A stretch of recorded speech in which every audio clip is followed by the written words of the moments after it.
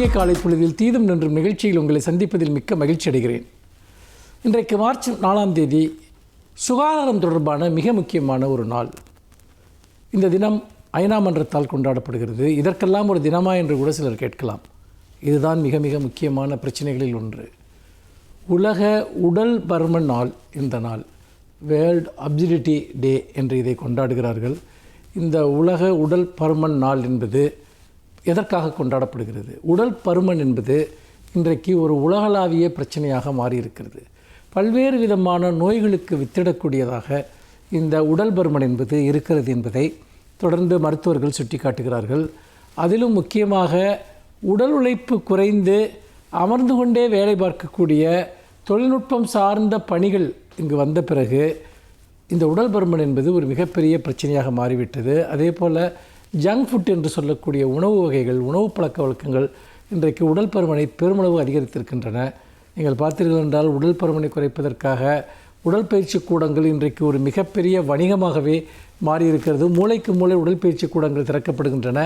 உடல் பயிற்சி சார்ந்த கருவிகள், அது சார்ந்த உடற்பயிற்சிகளை கற்றுக்கொள்ளக்கூடிய அமைப்புகள் எல்லாம் பெரிய அளவிற்கு இன்று வளர்ந்து வருவதை பார்க்கிறோம். இதற்கெல்லாம் பின்னால் இருக்கக்கூடிய மிக முக்கியமான பிரச்சனை என்பது உடல் பருமன் தான். இந்த உடல் பருமன் என்பது ஒரு தனி மனிதனுடைய பிரச்சனை அல்ல, இது ஒரு சமூக பிரச்சனை என்று அதை அறிவுறுத்துவதற்காகவும் இதை எப்படி எதிர்கொள்வது என்பதற்காகவும் தான் ஐக்கிய நாடுகள் சபை இந்த தினத்தை, இந்த மார்ச் 4ஆம் தேதியை உடல் பருமன் தினமாக இப்போ பின்பற்றி வருகிறது. இந்த தினத்தை பொறுத்தவரைக்கும் பல காரணிகள் இன்றைக்கு உடல் பருமனுக்கு காரணமாக இருக்கின்றன. முக்கியமாக வாழ்க்கை முறை சார்ந்த காரணங்கள் அல்லது உணவு பழக்க வழக்கங்கள், இதெல்லாம் மிக முக்கியமான காரணமாக இருக்கின்றன. இந்த உடல் பருமனை எப்படி எதிர்கொள்வது என்று வருகிற போது பல யோசனைகள் கூறப்படுகின்றன. பொதுவாக எல்லோருக்கும் பொருந்தக்கூடியது அல்ல. அவரவர்களுக்கான பிரத்யேகமான உணவு பழக்க வழக்கங்களை மருத்துவரினுடைய ஆலோசனையுடன் எடுத்துக்கொள்ள வேண்டும் என்பது மிக முக்கியமான ஒன்று. ஏனென்றால் உடல் பருமனை குறைக்கிறேன் என்கிற பெயரில் சிலர் தங்கள் உயிருக்கே ஆபத்தை ஏற்படுத்தக்கூடிய சில வழிமுறைகளை எல்லாம் மேற்கொண்டிருக்கிறார்கள். கடுமையான பட்டினி கிடப்பது போன்ற விஷயங்களை எல்லாம் மேற்கொண்டு உயிரிழந்தவர்கள் எல்லாம் இருக்கிறார்கள். இதெல்லாம் மிக மிக தவறான ஒரு விஷயம். உடல் பருமனை குறைப்பதற்கு அதைவிட மோசமான வழிமுறைகளை பின்பற்றக்கூடாது. ஏனென்றால் உடல் பருமன் காரணமாக இருதய நோய், நீரிழிவு நோய் போன்றவை ஏற்படலாம், புற்றுநோய், மன அழுத்தம் போன்றவை கூட ஏற்படலாம் என்று சொல்கிறார்கள். ஆனால் நாம் இதை எப்படி எதிர்கொள்வது என்கிற போது மருத்துவர்களுடைய ஆலோசனைப்படித்தான் நாம் உடற்பயிற்சியாக இருந்தாலும் சரி, உணவு பழக்க வழக்கமாக இருந்தாலும் சரி அதை மேற்கொள்ள வேண்டும். ஒருவருடைய உடல் சார்ந்த பருமனை குறைக்கிற முயற்சி இன்னொருவருக்கு பயன்படும் என்று நாம் சொல்ல முடியாது. அது எதிர்மறை விளைவுகளை கூட ஏற்படுத்தலாம். ஆனால் பொதுவாக சொல்லக்கூடிய ஒரு கருத்து என்ன என்றால், ஒரு தினமும் குறைந்தது ஒரு 30 நிமிடங்கள் உடற்பயிற்சி செய்ய வேண்டும் என்பது ஒரு கருத்து. இன்னொரு முக்கியமான கருத்து என்பது, ஒரு நாளைக்கு குறைந்தது ஒரு 7 மணி நேரம் அல்லது 8 மணி நேரம் உறங்க வேண்டும் என்பது இன்னொரு கருத்து. இன்றைக்கு இருக்கக்கூடிய நவீன வாழ்க்கை முறையில் இதெல்லாம் எந்த அளவுக்கு எத்தனை பேருக்கு சாத்தியப்படுகிறது என்று தெரியவில்லை. ஆனால் நம்மால் முடிந்த வரைக்கும் இந்த உடல் பருமன் சார்ந்த விஷயத்தில் இதை நாம் பின்பற்றுவது மிக மிக முக்கியம். அதே போல் நீங்கள் பள்ளிகள், கல்லூரிகள் வளாகங்களில் கூட நிறைய உடல் பயிற்சிக்கான வாய்ப்புகளை ஏற்படுத்த வேண்டும். குழந்தைகளிடம் உடல் பருமன் மிகவும் அதிகரித்து வருகிறது என்று சொல்கிறார்கள். ஏற்கனவே நான் சொன்னது போல் அந்த துரித உணவு என்று சொல்லக்கூடிய அந்த ஃபாஸ்ட் ஃபுட் அல்லது ஜங்க் ஃபுட் போன்ற விஷயங்கள் எல்லாம் இன்றைக்கு குழந்தைகளுக்கு பெரும் அபாயமாக இன்றைக்கு திகழ்வதை நாம் பார்க்கிறோம். அதனால் பள்ளி கல்லூரிகளில் அதற்கான விழிப்புணர்வு, குழந்தைகளுக்கான வழிகாட்டுதல்கள் ஆகியவை அளிக்கப்பட வேண்டும். ஆரோக்கியமான மனிதர்கள் தான் ஆரோக்கியமான சமூகத்தை உருவாக்குகிறார்கள். அந்த வகையில் உடல் பருமன் என்பது, அதற்கு எதிரான போராட்டம் என்பது ஒரு ஆரோக்கியமான தலைமுறையை உருவாக்குவதற்கான மிக முக்கியமான விஷயம் என்பதில் எந்த சந்தேகமும் இல்லை. மீண்டும் இன்னும் ஒரு புதிய சிந்தனையோடு உங்களை சந்திக்கிறேன். நன்றி, வணக்கம்.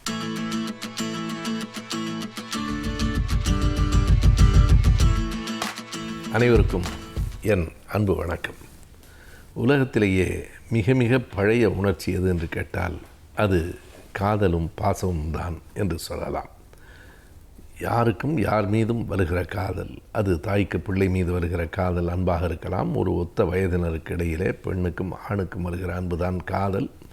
அந்த காதல் எப்படியெல்லாம் ஒரு மனிதனை தன் பக்கத்திலே ஈர்க்கும், தன் பக்கத்திலே இழுக்கும் என்பதை பழைய சங்க இலக்கியமான ஐங்குறு நூறு என்னும் இலக்கியத்திலே ஒரு 4 வரிகள் எடுத்து காட்டுகின்றன. 4 வரிகள் தான்.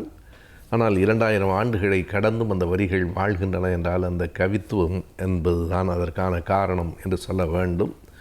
ஓதலாந்தையார் என்னும் புலவர் எழுதிய பாடல், அந்த பெயரே புதிதாக இருக்கிறது.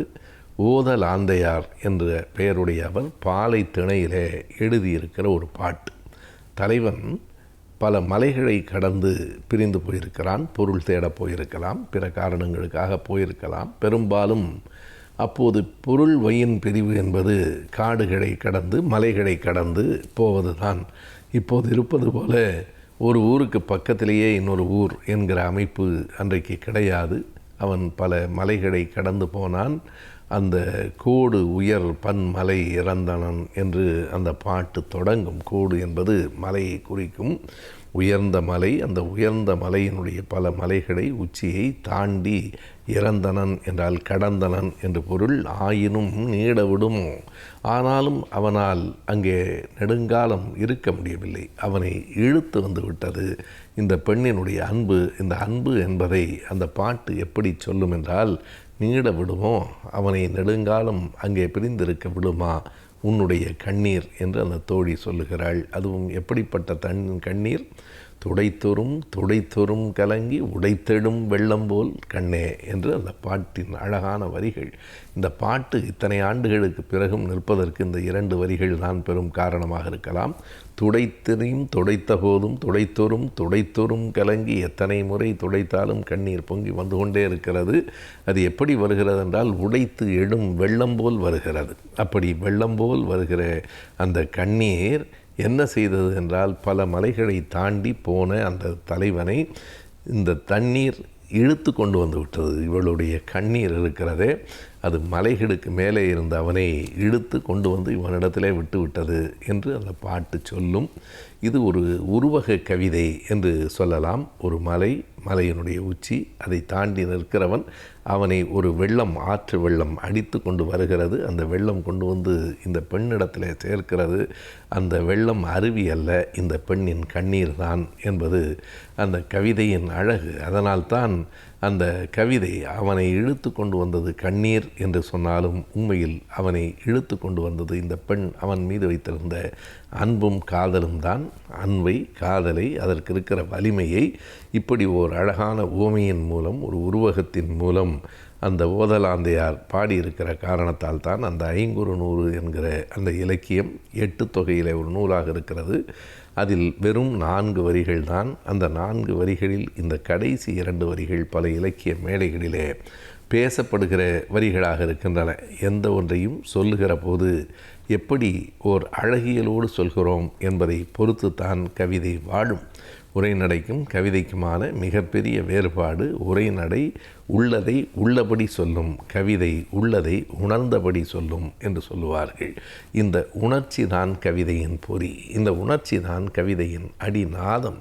இதனை சொல்லுகிற போது அவன் மலைகளை தாண்டி போயிருந்தாலும் நீ அவன் மீது வைத்த அன்பு அவனை கொண்டு வந்து விட்டது என்று சொன்னால் அது ஒரு சாதாரண வரி. ஆனால் துடைத்தொரும் கலங்கி உடைத்தெடும் வெள்ளம் போல் வந்த உன்னுடைய கண்ணீர் அவனை மலையிலிருந்து இழுத்து கொண்டு வந்து உன்னிடத்திலே சேர்த்து விட்டது என்று சொல்லுகிற போது அது ஒரு அழகிய கவிதை. இந்த கவிதை 500 இருக்கிறது. இப்படி நம்முடைய தமிழின் பழம் இலக்கியங்களில் எத்தனையோ வரிகளை நம்மால் கண்டுபிடித்து எடுக்க முடியும்.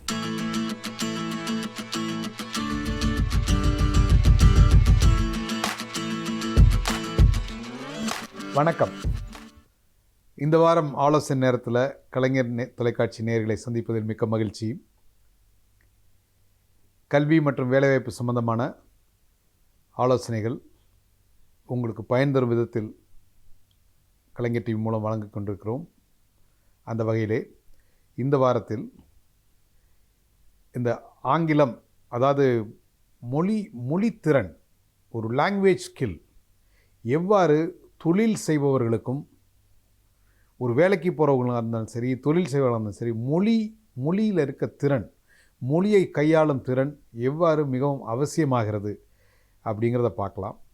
அதாவது மொழி ஒரு இன்றியமையாத ஒரு பக்கமாக மாறிக்கொண்டிருக்கிறது. கம்யூனிகேஷன் ஸ்கில்ஸ் அப்படின்னு சொல்லுவாங்க. அந்த கம்யூனிகேஷன் ஸ்கில்ஸ் அப்படிங்கிறது மொழியையும் உள்ளடக்கியது. கம்யூனிகேஷன் ஸ்கில்ஸ் அப்படிங்கிறது பேச்சாற்றல் மட்டுமல்ல. நம்ம ஒருத்தர்கிட்ட எப்படி கம்யூனிகேட் பண்ணுறோம், இன்னொருத்தர் மூலம் இன்னொருத்தர்கிட்ட நம்ம எப்படியெல்லாம் வந்து கம்யூனிகேட் பண்ண பரஸ்பரம் எப்படியெல்லாம் உரையாடுகிறோம் அப்படின்னு நம்ம பார்க்குறோம்.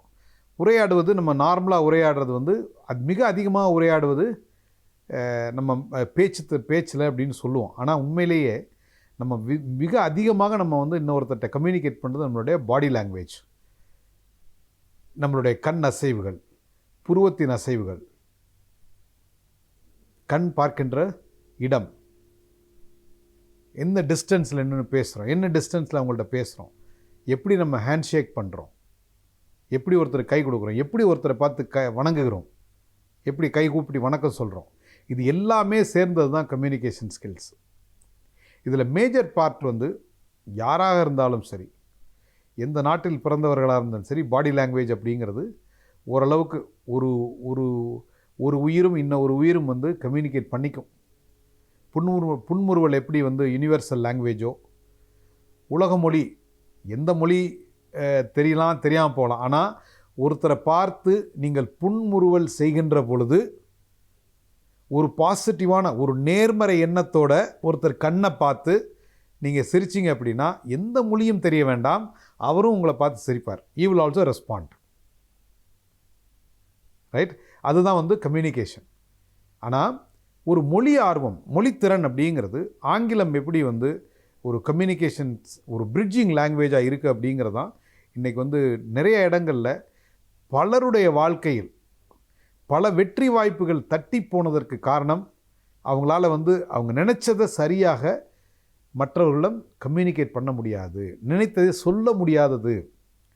எனக்கு வந்து ஒரு ஒரு ஒரு பொருளை பற்றிய மிக அதீத அறிவு இருக்கிறது, அந்த பொருளில் ஆர்வம் இருக்கிறது, அதை பற்றி நிறையா ரிசர்ச் பண்ணியிருக்கேன், அது என்ன பண்ணும், ஏது பண்ணும், எப்படி பண்ணணும் அப்படிங்கிறதா எனக்கு தெரியும். ஆனால் அதை எனக்கு வெளியில் சொல்ல தெரியாது, மற்றவர்களுக்கு புரிகிற மொழியில் என்னால் சொல்ல தெரியாது. அப்படின்னா என்ன நடக்கும்? ஒரு அழகான ஒரு நிகழ்வு கேட்டிருந்தேன். அதாவது பழங்காலத்தில் வந்து அந்த ஆங்கிலேயர் காலத்தில் ஒரு லாங்குவேஜ் டிரான்ஸ்லேட்டர்ஸ் அப்படிங்கிறவங்க சென்னையிலாம் நிறைய பேர் இருந்திருக்காங்க. ஆங்கில துறைகளுக்கும் நம்ம ஊர் வியாபாரிகளுக்கும் நடுவில், நம்ம ஊர் விவசாயிகளுக்கு நடுவில் ஒரு டிரான்ஸ்லேட்டர். அவங்க சொல்லுவாங்களாம், அப்போ அந்த 1 மீட்டர் துணி எவ்வளோப்பா அப்படிமா, அவன் 4 ரூபா ஐயா அப்படிம்பாரான். இவர் டிரான்ஸ்லேட்டர் சொல்லுவாராம் அவர்கிட்ட, அந்த ஆங்கிலத்துறையிட்ட $40 அப்படிம்பாரான். அவர் நோ எக்ஸ்பென்சிவ், ஆஸ் ஃபார் $30 அப்படிம்பாரான். இவர் வந்து இல்லைப்பா துறை $3 கேட்குறாருப்பா, 3 ரூபாய்க்கு கேட்குறாருப்பா அப்படிம்பாரான். அவர் சரி ஓகே அப்படின்னு கொடுத்துட்டார். அப்படின்னா அந்த $40-30க்கும் 3 ரூபாய்க்கு இடப்பட்ட உள்ள பணம் வந்து இந்த டிரான்ஸ்லேட்டரோடது. அவங்க வந்து பலவிதமான பணம் பண்ணாங்களாம். அதாவது மிக அதீத அந்த துறையை விட, ஆங்கிலேயரை விட, அந்த பொருளை உருவாக்குனவங்களோட நடுவில் அந்த மீடியேட்டர் டிரான்ஸ்லேட்டர் அப்படிங்கிறவங்க நிறையா பொருள் ஈட்டினாங்க. அவங்களுக்கும் இவங்களுக்கு தெரியாது ஒன்று லாங்குவேஜ் ஸ்கில்ஸ், அவங்களுக்கு தமிழ் தெரியாது, இவங்களுக்கு இங்கிலீஷ் தெரியாது. இடையில ஒருத்தர் வந்து அந்த மொழித்திறனை மட்டும் வைத்துக்கொண்டு நிறையா பொருள் ஈட்ட முடிந்தது அப்படின்னு சொல்லுவாங்க. ஸோ இந்த கதையை எதுக்கு நான் சொல்கிறேன் அப்படின்னா, நீங்கள் வந்து என்ன துறையில் படித்தாலும் சரி, நம்ம வந்து இன்றைக்கி ஒரு multi cultural society, multi linguistic society அப்படின்னு சொல்கிறது இருக்கும். ஒரு மீட்டிங் ரூமுக்குள்ளே நம்ம போனோம் அப்படின்னா, இப்போ சென்னையில் சாதாரண ஒரு மீட்டிங் ரூம் இல்லை ஒரு வாக்கிங்கில் 10 பேர் நடக்கிறோம். அந்த 10 பேர் நடக்கிறவங்கள்ட்ட பேசுனீங்க அப்படின்னா அதில் 3 பேர் மலையாளம், ஒரு 4 பேர் சென்னை எடுத்துகிட்டா ஒரு 5 பேர் தெலுங்கு, மீது 2 பேர் தமிழ் பேசுகிறவங்க, இல்லை 3 வேறு லாங்குவேஜ் பேசுகிறவங்க, ஹிந்தி பேசுகிறவங்க இருக்காங்க. இப்போ எல்லாருக்கும் ஒரே ஒரு லாங்குவேஜ், கனெக்டிங் லாங்குவேஜ் வந்து ஆங்கிலமாக இருக்கிறது. ஸோ அப்படி இருக்கப்போ ஒரு நிறுவனத்துக்கு போனோம் அப்படின்னா வெளிநாடுகளிலிருந்து வேலை செய்வங்க கூட அங்கே இருக்காங்க, எல்லாரும் இருக்காங்க. அப்போது இந்த மொழியை கையாளும் திறனை நம்ம வந்து சின்ன வயசில் இந்த கிண்டல் பண்ணாமல், நீங்கள் பெரிய பீட்டர் அப்படின்னு சொல்லாமல், ஆரம்பத்திலிருந்து அந்த மொழியை கையாளும் திறனை நாம் கற்றுக்கொள்ள வேண்டும். இன்றைக்கி நமக்கு பிடிக்குதோ பிடிக்கலையோ ஆங்கிலம் வந்து உலக மொழியாகி இருக்கிறது. நீங்கள் எந்த வேலைக்கு, எந்த நாட்டுக்கு என்ன வேலைக்கு போனாலும் சரி, வெளிநாடுகளாக இருந்தாலும் சரி, உள்நாடுகளாக இருந்தாலும் சரி, ஆங்கில மொழியோட அறிவு மிக மிக அதிகம், அதாவது தேவை அதிகம். ஸோ அதனால் வந்து நீங்கள் டிகிரி படிக்கிறப்போ, கல்லூரியில் பாடம் படிக்கிறீங்க, பாடம் வந்து ஆங்கிலத்தை தான் படிக்கிறீங்க. இந்த ஆங்கிலத்தை வந்து ஒரு சின்ன சாதாரண சப்ஜெக்ட் அப்படின்னு படிச்சுட்டு பாஸ் மார்க் வாங்கிறதுக்கு படிக்காமல், அதை எப்படி நம்ம கம்யூனிகேட் பண்ணுறது, எப்படி நம்ம நினைக்கிற விஷயங்களை வந்து ஆங்கிலத்தில் மொழிபெயர்த்து பேசுறது அப்படின்னு அந்த கல்லூரி காலம் 3 வருஷத்தில் உங்களோட ஆங்கில திறன்களை மிகவும் அதிகமாக வளர்த்து கொள்ள வேண்டும். அதுக்கு வந்து நிறையா ப்ரெசன்டேஷன் கொடுக்கணும். பப்ளிக் ஸ்பீக்கிங், வெளியில் மேடையில் 10 பேருக்கு முன்னாடி உங்களால் தைரியமாக பேச முடியணும். எந்த விதமான கூச்சமுமின்றி 10 பேரோ 100 பேரோ 1000 பேர் முன்னாடி நின்று உங்களால் தெளிவாக நீங்கள் நினைத்த விஷயத்தை அவர்களுக்கு புரிகிறபடி சொல்ல முடியும் என்றால் நீங்கள் ஒரு சிறந்த பேச்சாளர். அதாவது கேட்குறவங்களுக்கு புரியணும். நிறைய பேர் வந்து பேசுவாங்க, கேட்குறவங்களுக்கு எதுவுமே புரியாது.